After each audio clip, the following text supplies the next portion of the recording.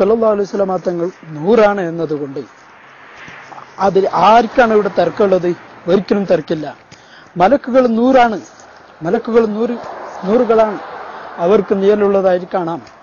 അതായത് അവരുടെ നെല്ല്, അവർക്ക് യോജിച്ചതായ അവർക്കുള്ളതായ നെല്ല് ഇവിടെ കാണാം. എത്ര അടുത്തുണ്ട്, എത്രയോ സ്ഥലങ്ങളിലുണ്ട്. അപ്പോ സയ്യിദുനാ റസൂലുള്ളാഹി സ്വല്ലല്ലാഹു അലൈഹി വസല്ലം തങ്ങളെ കുറിച്ചിട്ട് ഇത് പറയുകയും അത് പറഞ്ഞിട്ട് അത് പണ്ഡിതന്മാർ അതിനെതിരാവാത്ത ഹദീസുകൾ ഉദ്ധരിക്കുകയും ചെയ്തപ്പോൾ ഇത് പണ്ഡിതന്മാരെ തുച്ഛമാക്കിക്കൊണ്ട്, അല്ല ഇത് ബിദഅത്തിന്റെ അഹ്ലുകാരാണ്, അവർ മുബ്തദിങ്ങൾ വ്യാഖ്യാനിക്കും പോലെ ഇമാമിങ്ങൾ വ്യാഖ്യാനിക്കാത്ത നിലയ്ക്ക് ഇവിടെ വ്യാഖ്യാനിക്കാണ് എന്ന ഒരു വാദമാണ് ഇവിടെ നിന്ന് മുമ്പ് നടന്നത് നമുക്ക് കേൾക്കാൻ സാധിച്ചത്. മുബ്തദി ആയ ആൾക്കാർ ഖുർആനിലുള്ള ആയത്തുകളെ യദ്, വജ്ഹ്, ഐന്, അർഷ് ഇങ്ങനൊക്കെ വരുമ്പോൾ നേരിട്ട് അർത്ഥം വെക്കുന്നുവെന്നും അത് വ്യാഖ്യാനിക്കുന്നില്ല എന്നുമൊക്കെയാണ് ഇവരുടെ വാദങ്ങൾ. ഒരു മുസ്ലിമിനും സയ്യിദുനാ റസൂലുള്ളാഹി സ്വല്ലല്ലാഹു അലൈഹി വസല്ലം തങ്ങൾക്ക് മ്ലേച്ഛമായ സ്ഥലത്ത് ഒരിടത്തും ഉണ്ടായിട്ടില്ല എന്നതിന് ജനങ്ങളുടെ എല്ലാ ഇമാമിങ്ങളും, ബഹുമാനപ്പെട്ട ഇമാമിന ഉസ്മാൻ റളിയല്ലാഹു അൻഹു ആണ് ഏറ്റവും വലിയ ഇമാം. ആ ഉസ്മാൻ റളിയല്ലാഹു അൻഹു വരെ പറഞ്ഞത് എന്താണ്? കാൽ പതിക്കാത്ത ആ ഹദീസിനെ കുറിച്ചിട്ട് പറഞ്ഞത് എന്താണ്? നബി സല്ലല്ലാഹു അലൈഹി വസല്ലം തങ്ങളോട് പറയാണ്, നബിയെ തങ്ങളുടെ കാല് പതിക്കാത്ത നിലയ്ക്ക്, ജനങ്ങളുടെ കാല് തങ്ങളുടെ നിലമേൽ പതിക്കാത്ത നിലയ്ക്ക് അല്ലാഹു സുബ്ഹാനഹു വ തആല നിങ്ങളെ സംരക്ഷിച്ചിട്ടുണ്ട്. അവിടെയാണ്. പിന്നെ ഇതൊക്കെ വരുന്നത് റസൂലുള്ളാഹി സ്വല്ലല്ലാഹു അലൈഹി വസല്ലം തങ്ങളുടെ ഖുസൂസിയത്താണ്. റസൂൽ സ്വല്ലല്ലാഹു അലൈഹി വസല്ലം തങ്ങൾക്ക്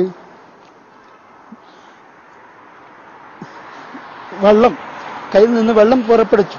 അതിനൊക്കെ കാരണങ്ങൾ പറഞ്ഞിട്ടുണ്ട്. അതിനൊക്കെ കാരണം എല്ലാ സ്ഥലത്തും പുറപ്പെടുവിച്ചിട്ടില്ല. എന്തായാലും സമയം കൊണ്ട് നിർത്തുന്നു. ആഖിറുദാന അൽഹംദുലില്ലാഹി റബ്ബിൽ ആലമീൻ. സമയം കൂടിയിട്ടുണ്ടെങ്കിൽ ക്ഷമിക്കുക. പല ഹിന്ദുക്കളും എല്ലാവരും ഉള്ള സ്ഥലമാണ്, അതുകൊണ്ട് മാറി നിന്നതാണ് ഇപ്പോൾ. അതാണ് ക്ലിയറായി കൊണ്ട് കേൾക്കുന്നുള്ളത്. അസ്സലാമു അലൈക്കും. സമയം കൂടുതൽ എടുത്തിട്ടുണ്ടെങ്കിൽ ക്ഷമിക്കണം. അസ്സലാമു അലൈക്കും വറഹ്മത്തുള്ളാഹി വബറകാതുഹു. ചോദ്യത്തിന്റെ അവസരമാണ്. ഒന്നാമത്തെ ചോദ്യം തന്നെ ബഹുമാനപ്പെട്ട അൻവർ ഉസ്താദിന്റെ വിശദീകരണത്തിൽ നിന്നുള്ള സംഭവിച്ചതായ ചില സംശയങ്ങളിൽ നിന്നാണ് ചോദിക്കുന്നുള്ളത്. ചോദ്യം 1, സയ്യിദുനാ റസൂലുള്ളാഹി സ്വല്ലല്ലാഹു അലൈഹി വസല്ലം തങ്ങൾക്ക് മ്ലേച്ഛമായ സ്ഥലത്തും അതുപോലെ ജനങ്ങളുടെ കാൽ പതിക്കുന്ന സ്ഥലത്തും അല്ലാത്ത സ്ഥലത്തിൽ നിഴൽ ഉണ്ട് എന്ന് പറഞ്ഞാൽ അവൻ മുബ്തദി ആണ് എന്ന് പറഞ്ഞ ഇമാമുകളുടെ ഉദ്ധരണിയുണ്ടോ? ഏത് ഇമാമാണ് അങ്ങനെ പറഞ്ഞത്? അങ്ങനെ പറഞ്ഞിട്ടുണ്ടോ? ചോദ്യം 1. ചോദ്യം 2, സയ്യിദുനാ റസൂലുള്ളാഹി സ്വല്ലല്ലാഹു അലൈഹി വസല്ലം തങ്ങൾക്ക് മ്ലേച്ഛമായ സ്ഥലത്തും അതുപോലെ ജനങ്ങളുടെ സൂര്യപ്രകാശത്തിന്റെ ഇടയിൽ ജനങ്ങളുടെ കാൽ പതിക്കുന്ന സ്ഥലത്തും അതുപോലെ സയ്യിദുനാ റസൂലുള്ളാഹി സ്വല്ലല്ലാഹു അലൈഹി വസല്ലം തങ്ങളുടെ നിഴല് മറ്റുള്ള മ്ലേച്ഛമായ സ്ഥലങ്ങളിലും ഹദീസിലൊക്കെ കാണാം. അതുപോലെ ഇമാമികൾക്ക് ഖബായിസ്, ആ ഖബായിസുകളൊക്കെ അല്ലാത്ത സ്ഥലത്ത് പതിക്കും എന്നുള്ള ഒരാൾ വാദിച്ചാൽ അത് ദീനിന് പുറത്താണ്, വിശ്വാസത്തിന് അഖീദല്ല വിഷയം, അഖീദൻ പുറത്താണ് എന്ന് പറഞ്ഞ ഇമാമിങ്ങളുടെ ഇജ്മാ ഉണ്ടോ?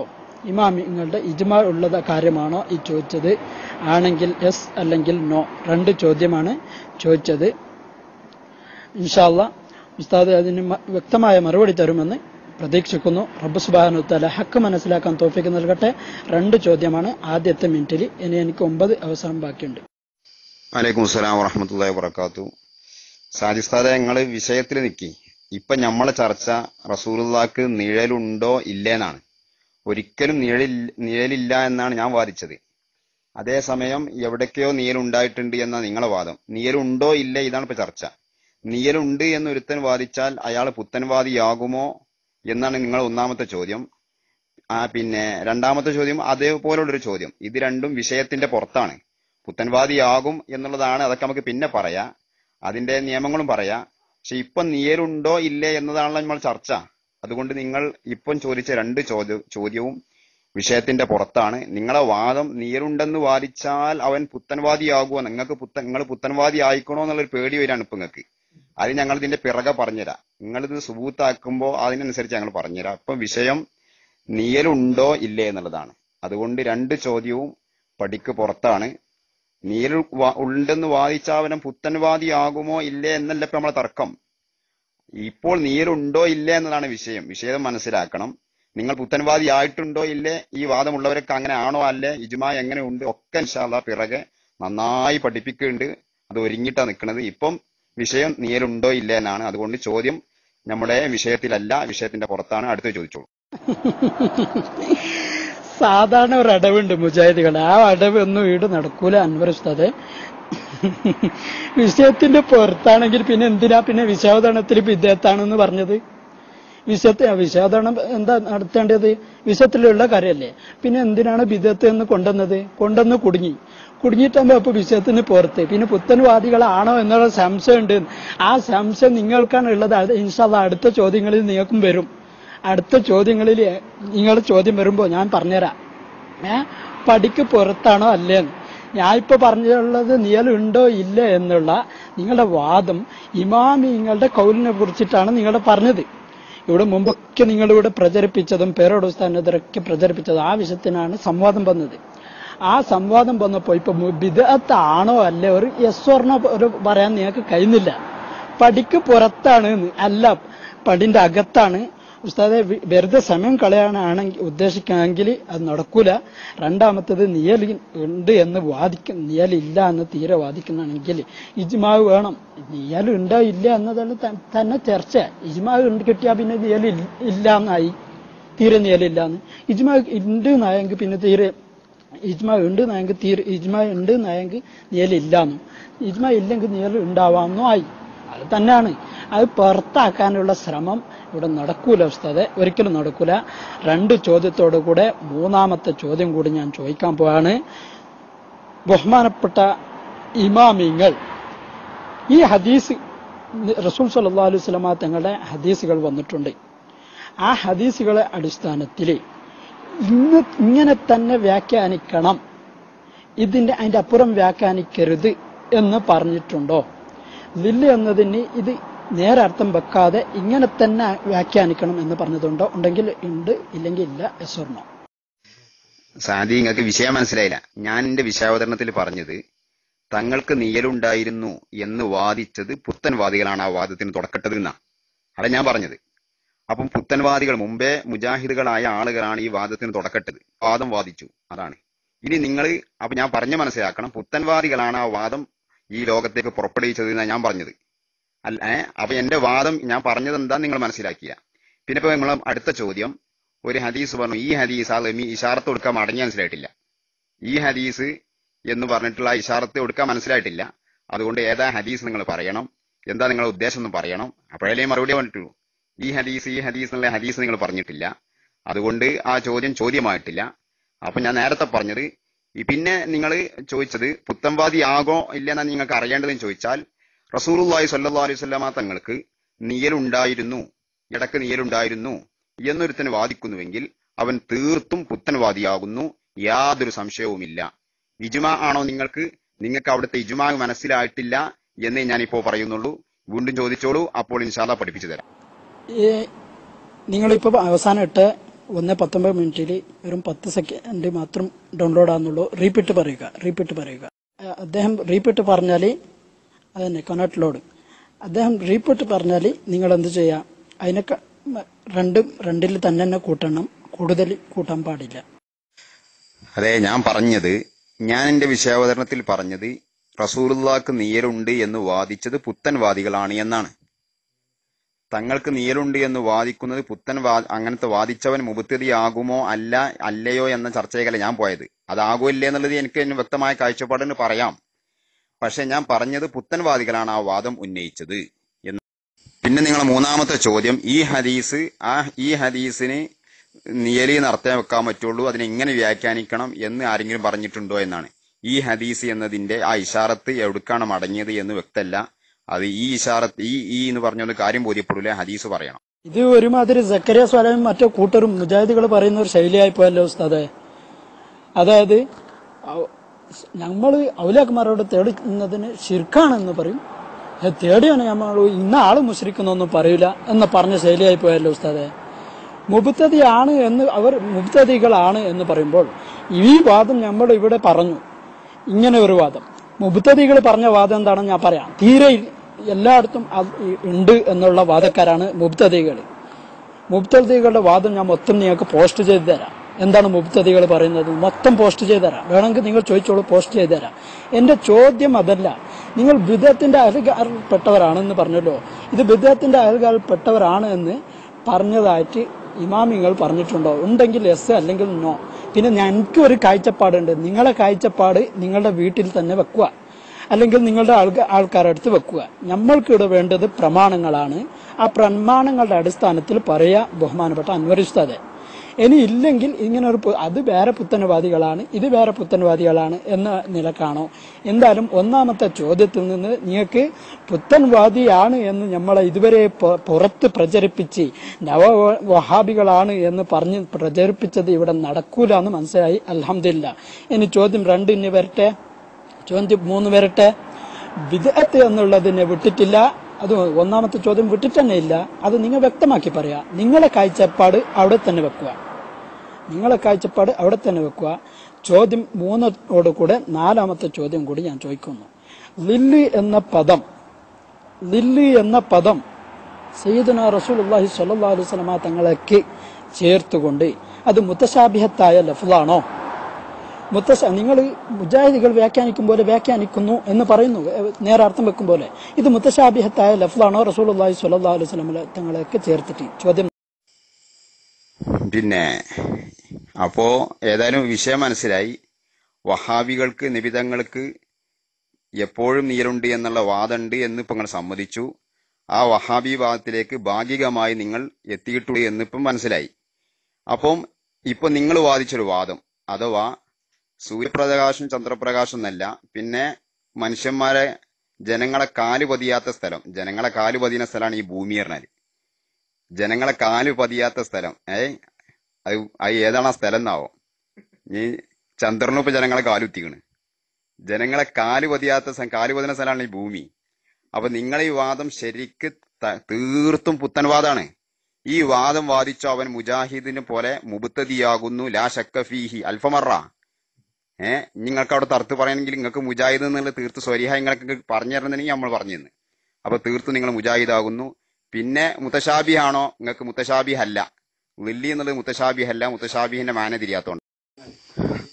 അതെ, മുജാഹിദുകൾക്ക് തങ്ങൾക്ക് നീരുണ്ടെന്ന് വാദമുണ്ട് നിങ്ങൾ സമ്മതിച്ചു. ആ വാദത്തിലേക്ക് ഭാഗികമായി നിങ്ങൾ എത്തിയിട്ടുണ്ട് എന്ന് ഇപ്പോൾ നിങ്ങൾക്ക് ബോധ്യപ്പെട്ടല്ലോ. നിങ്ങളുടെ ഈ വാദം പുത്തൻവാദമാകുന്നു.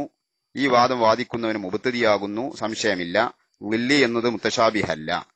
ഇനി നിങ്ങൾ മുബ്തദി ആയിട്ടുണ്ടോ എന്ന് സംശയം കൂടുതലുണ്ടോ? ഉറപ്പിച്ചു തരാം. അടുത്ത് ചോദിച്ചോളി. അൽഹംദുലില്ലാ. പിന്നെ ഒന്നാമത്തെ ചോദ്യം കഴിഞ്ഞിട്ട് നമ്മുടെ നാട്ടിലല്ല 1 കഴിഞ്ഞിട്ട് 2ആണ്. നിങ്ങളുടെ നാട്ടിൽ 1 കഴിഞ്ഞിട്ട് 3ലേക്കാണോ പോകുന്നത്? ഇജ്മാ കിട്ടുന്നില്ല അല്ലേ? നല്ലോണം കൊണ്ട്. അപ്പോ ആ 2ാമത്തെ ചോദ്യം അങ്ങോട്ട് തള്ളി.